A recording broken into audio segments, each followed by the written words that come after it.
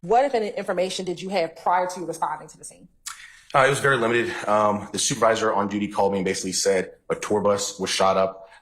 We knew that there was a celebrity on board, but it was on the interstate and there was basically no suspects, no real description other than a couple of vehicles. And we had, I think, a vehicle description at the time. But it was very limited information. Judge was on some BS. The DA was on some BS.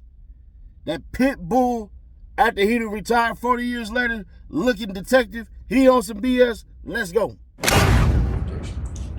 So we had basically a limited description of a couple vehicles. One specifically was a white, it was thrown out there that could be a Corvette or sports car, but just a white vehicle that was the main offender vehicle. And there was a description of a couple other vehicles as well.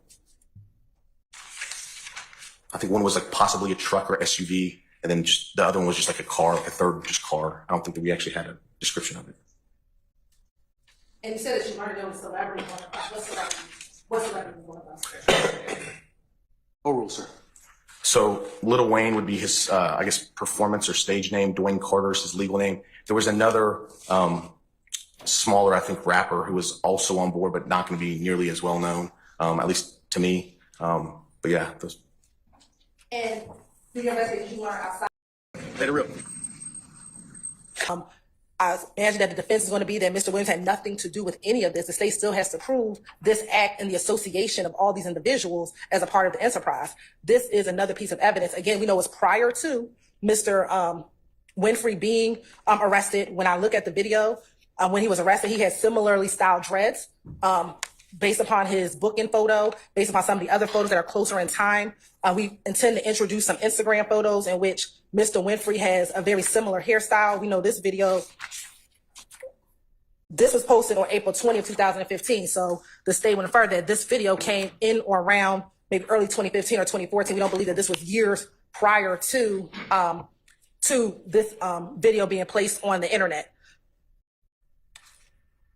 And again, this shows a connection between Mr. Winfrey, Mr. Williams. They having a good time.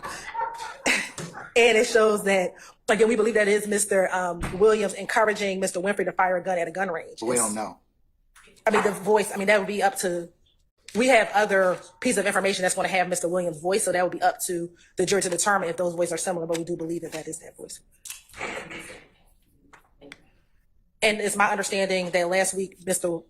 Steele may have advised that this is his client in this video. Again, I don't know if I was present for that, but that this is his client in the video. This is his client's voice in the video. And they also last week, at least the line of questioning to Mr. Dennis was that the guns in the halftime video are fake. And so again, this is a showing not a fake gun, but a real gun here. So again, them going down that line of questioning of in halftime, we don't know if it's a real AR or a fake AR. Well, here is Mr. Winfrey with a real AR in a video. And so we believe that the jury should be able to see this evidence and then make a determination at that point. I don't think so. Not with what I've heard so far. I think the defense's argument about a 403 problem is the court's concern, that it may be substantially more prejudicial than probative. Not saying that it may not be relevant for other purposes, but right now, given what I've heard so far, I would probably decline to admit it at this point. Not saying I wouldn't at some point, but not at this point. Hello. Baby, hurry up and I want to find this thing that you're home. I ain't watching the cup. I'm supposed to cup with y'all. Hold on, I'm gonna get a cup. Okay. Hello. Hello. You did. Hello. Hello. You can sound like the neighborhood.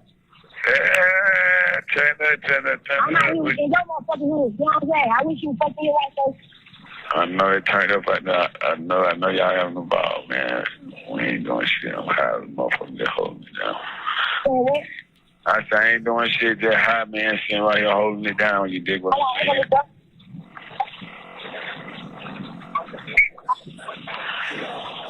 Turn it. Yeah, no, hey, man. Motherfucker, the talk of the country, kid. You can handle your motherfucking beat out there. Ooh, man. Yeah, I knew it, Big B, with a few C's, you understand? Man, I know y'all bitches turn. Ain't no few nothing. These 4, 5, 600 D for 1,000 D. I know it. They tucked up like that. Folks out there like that, Joe. Hello? Yeah. Yeah. Yeah, man, you ain't doing no motherfucking wrong, serving them like an entree. You dig what I'm saying? Hold it down from the way I know you. You got to turn up. I done called everybody. They popping the bed. You know, I took over the motherfucking IG. That's because my fucking brother. I ain't doing shit, man. I know y'all be locked up. You did fight. You know, they smoke one for me, man. You dig what I'm saying? I know y'all turned. I said, I know y'all be turned up out there. Man, tell everybody I love them.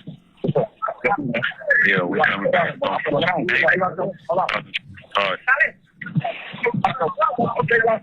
You called it the right time, did you? Yeah. What's going on, Scotty? Man, holding it fucking down. You dig what I'm saying? They said it's a gangster holiday out there, man. I had to call and send my condolences and my respect. You dig what I'm saying? Give a fuck if I'm under a rock. Yeah, we fucking fuck you there. No, man, you know, yeah, this first one on, man. You know, I ain't overheard somebody say we shouldn't go nowhere. We wouldn't allow. I'm just gonna pull up in there. Man, you went on no. When I say you global, we ain't talking global imports. We mean international, man. Passports tattooed the fuck up. Ghetto to ghetto, city to city, coast to coast, like neighborhood butter toast, man. Yeah, too strong to be approached, you dig what I'm saying? Yeah, we're wrong with the blue. Yeah, you spinning like a ceiling fan everywhere. Oh, man, what? Yeah. Oh, man, I mean, Fred, we been hit these folks there. Shit. Yeah, you definitely doing it. I said, let me call my brother, man. Y'all be turf, boy. We get him the business. Eat it up. Eat it up. No, no bullshit. I just got my ass up, man. I was tired of here, boy. I slept in there 2 days, dog. I said, I'm going to fuck it. Yeah. Yeah, man, got a free Russell campaign going on, you dig? Hey, man, I know one thing about my motherfucking bro. When he do it, he gonna do it. You dig what I'm saying? Yeah, only right. Man, I know you doing it too, Slam, you did crush the town. I told everybody. I said, you crushed the town. Everybody who said free Russell, everybody who said free Russell, they get it. I'm putting them on my page. Make sure you get it.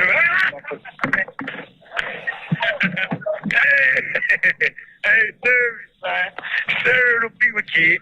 Yeah, don't spam, man. Tell them we got spare tires in the trunk. Tell them, man, we ain't spare tire in the trunk, man. I forgot you ride run flat, man. Your tire don't get flat. Yeah, you can still ride. Hey, man. Hey, man, when I get out, man, go and see my appointment up at Dr. Jeffrey Jones. Yeah, I'm coming like slime. You dig what I'm saying? Hey, man. You gonna drop? I might drop man, I already know we're dropping the bomb on these. I might drop it this week.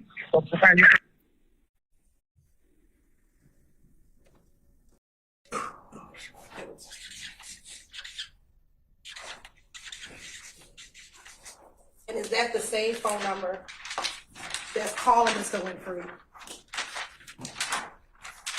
multiple times the night leading into the morning of the bus shooting? Yes, it was back and forth that night leading into this.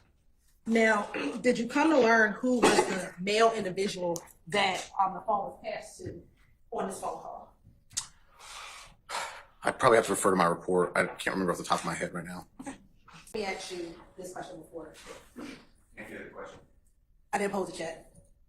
As it relates to the Free Roscoe campaign, did you hear him talking about the Free Roscoe campaign? I did. In talking about the Free Roscoe campaign, through the course of your investigation, did you ever find an individual who launched the Free Roscoe campaign? I did. Okay. Who was that individual? Jeffrey Williams. And how did you learn information? Did you pull that information from social media? Correct.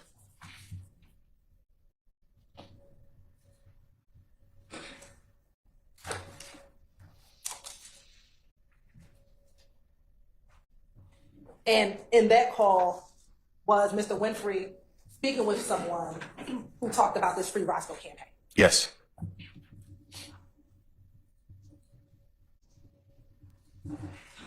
At the time of this call, were you familiar at all with Mr. Williams' voice? Yes.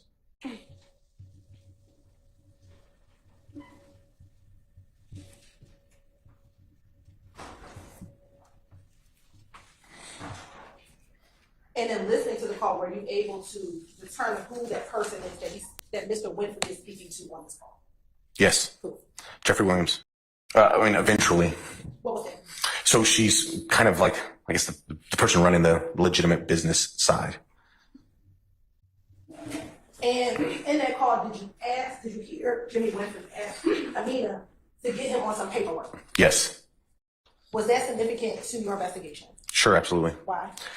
Well, the last statement he said kind of sums it up. He needs paperwork to make it look legitimate and not, in his words, street stuff. So he was trying to legitimize his association with YSL. And in listening to the call, did Mr. Winfrey mention that he had read his indictment prior to making this phone call? Yes, correct.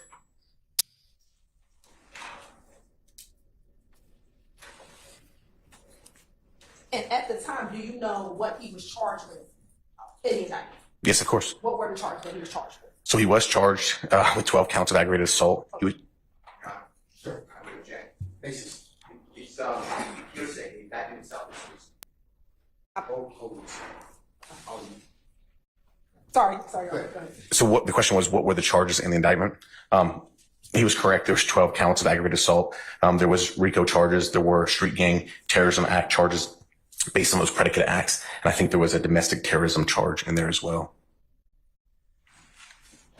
And with the street gang charge, do you know what gang he was charged with being affiliated with? Yes. What gang is it? YSL. Your Honor. Because I did cover this last week. We covered this already. So Your Honor, I don't understand how Mr. Williams is having a trial that's fair. I'm sorry. I don't understand. From my perspective, Mr. Williams is not having a fair trial. I cannot cross-examine Mr. Winfrey. Now, this witness is telling us what he means by having things not look like street items. Shit. Whatever. I remember. Okay. Okay. So I don't understand how any of this is coming in. Amina Diab is not a witness that the state is calling at all. I don't have a burden. You keep telling me, which I know the law, but you keep telling me that. But it feels like I have a burden because I have to clean all this mess up. And the if you choose to do so, sir, and that's your characterization of it. So the indictment, quote unquote, redacted, is a farce. This thing has, I don't know if you looked at your copy, there's blanks here that identify Jeffrey Williams. I mean, you'd have to be a deceased person not to realize that the indictment is charging Jeffrey Williams in it. And the state just goes on like, this is no big deal. You know, I have a big deal. This entire case should have witnesses who are competent to be cross-examined, and they don't. I, again, object. This gentleman is testifying. He has no basis in saying what Jimmy Winfrey meant or didn't mean. The recording, because of your ruling, speaks for itself. He shouldn't be able to interpret it, just like I can't interpret it. And it was never even done. What the jurors won't know is that Amina Diab didn't give any paperwork at all. In fact, what they don't know is that Jeffrey Williams, because the state won't probably play it, a recording with Jeffrey Williams where this detective asked Jeffrey Williams, does Jimmy Winfrey work for you as your road manager? And Mr. Williams laughs and said, are you ridiculous? I have real legitimate people. So all of this is the state of Georgia getting out a theory that is not based in fact, and it should not come into this courtroom. This entire, since the state has been allowed to say, does this help the investigation? This case has gone south. Maybe it was south already, but it has gone so south, I can't do anything. Those are all my objections. I'm moving for a mistrial. I have no idea why this gentleman got to say Amina Diab works on the legitimate side of the business. We're presumed innocent. He has no right to say that. And then this indictment is all hearsay under the Brown case, State versus Brown, which the Honorable Court agreed with, yet the state's using the indictment as a weapon. They're saying it says it in the indictment. Mr. Winfrey played Alfred. He's not testifying. You let it in as a statement against his penal interest. Well, that's only against him. He's not on trial. It can't be a co-conspiracy statement because it is a statement that does not further any supposed conspiracy because it spills the beans. So for all of those reasons, I mean, we could just use one, but for all of those reasons, I named 3, 4, 5, or 6. I'm respectfully asking the court to strike all of this testimony that goes into anything anyone else said and the investigation, and let's wipe this slate clean. And please, I just want to go forward and have people to cross-examine. this is the second time you've made the same argument, sir. I understand it, and it's your right to do so. All right. Unless you have anything else, Mr. Sharp. Shouldn't be coming into evidence, in my estimation. But if we're going to let it in over our objection, at least let's be honest about what it says. It doesn't say YSL. He pled to the count. The preamble say YSL? He pled to... Does the preamble say YSL? Preamble? Does the preamble... Answer my question, please. Sure, the preamble does, but okay, not all right. count. So you have to read. Okay, you have to read the preamble in conjunction with the counts. It's just like it's similarly situated to the preamble that you have in this indictment. Okay, but he pled to specific counts, Your Honor. Okay, but that doesn't mean that the factual predicate of the preamble doesn't apply, right? Well, I suggest. Does it apply or not? I disagree with you completely. Does it apply or not? No, it doesn't. Okay, it does not. He pled to specific counts. And the state really missed an opportunity because they should have made this indictment 3 times as long, and they could put the whole story, the whole narrative in this document that we are not defending ourselves against, and we cannot cross-examine, and they could have put it even more for the jury. Okay, all right. So the problem with everything I said today was that Steele was 1,000,000% right. I'm gonna give Brian Steele an A+. And normally when I give an A+ it's because you have to have a bit of an emotional attachment. But I can also say if you can explain it so well that a 4-year-old can understand, that's perfectly fine. Steele was right. You cannot bring somebody's stuff in there and then the state infers whatever they want to infer. That's like me saying, hey man, I'm about to go kick it with my dogs. You not knowing if I'm about to go kick it with some actual people or I'm a pet lover. Then turns out, hey man, I'm doing a barbecue. When I say kick it with my dogs, for all you do is just a little weird. Y'all like glizzies. I still call them hot dogs. I don't do the glizzy talk. Y'all sweet as hell with that, so we ain't doing that. So that can mean me going to barbecue and do hot dogs. What it is it's being left up to the jury to decipher, but it's not a clear decipher because what's going on is, just like Steele said, I got to clean up this whole mess because it is a mess. And on top of that, bruh, he said that he ain't even on paperwork. So when Pee Wee Roscoe basically talking like, bruh, hey man, I need y'all to make me a part of this and everything like that, YSL, according to everything that it looks like, is actually running legitimate. So there's that. Added with the fact, you damn near, I don't know if Steele can pull it off. I don't know if Adams can pull it off, Shark can pull it off, Weinstein can pull it off, or whomever. They already tried to hit him with a RICO. So you trying to hit him with a RICO inside of a RICO? Is this the Inception RICO? I don't know, bro. But at the end of the day, this looks dirty. This whole entire thing looks dirty. It doesn't even look like Young Thug was the one to put the hit out. It looked like Birdman put the hit out. This nigga called him Birdman. He called all the people and all that. And maybe he panicked. Maybe he thought, man, they're going to try to pin it on me. But the reason why I put the first 2 clips up there was because when Shark said, you know anything about the white van? Nobody knows anything about the white van? Well, that detective just confirmed that there was a white van. If I'm Shark, I'm about to gloat on that. Because not only was Roscoe's conviction of Lil Wayne's shooting basically under review overturned, y'all don't even really know who actually shot at him. There were multiple cars out there that night that could have been doing the shooting. Let me ask you a question. That damn bus driver said, I got PTSD, a T, all on a goddamn stand. $30 million, I'll be crying too. I piss my pants. I throw up as soon as I see Young Thug's face. I start shivering as soon as I hear YSL. I start getting down when I hear the judge bang the gavel. That's neither here nor there. Basically, they were able to say, nigga, if you so scary, you wouldn't have been able to see the car that was shooting at you because you're too busy trying to do what?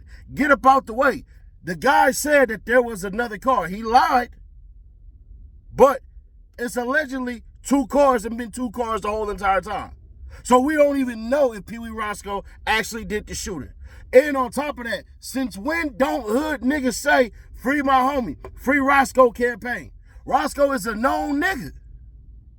So you telling me a known-ass person who been hanging out with Young Thug, basically his bag manager, handling all his bags for tours and stuff like that, get into it with somebody and start shooting. Damn, that means everybody who get into it at the club and start shooting should be under RICO. But you know what? I guess since you YSL, Jeffrey Williams, and everybody like that, I guess it is what it is and it's different. But right now, bruh, I don't see anything yet that's tying it to Young Thug. Now, Young Thug ass getting on that car and everything like that, bro, he shouldn't have did that. I can't give you that one. But right now as it stands, and I ain't gonna hold you, everybody not gonna like me.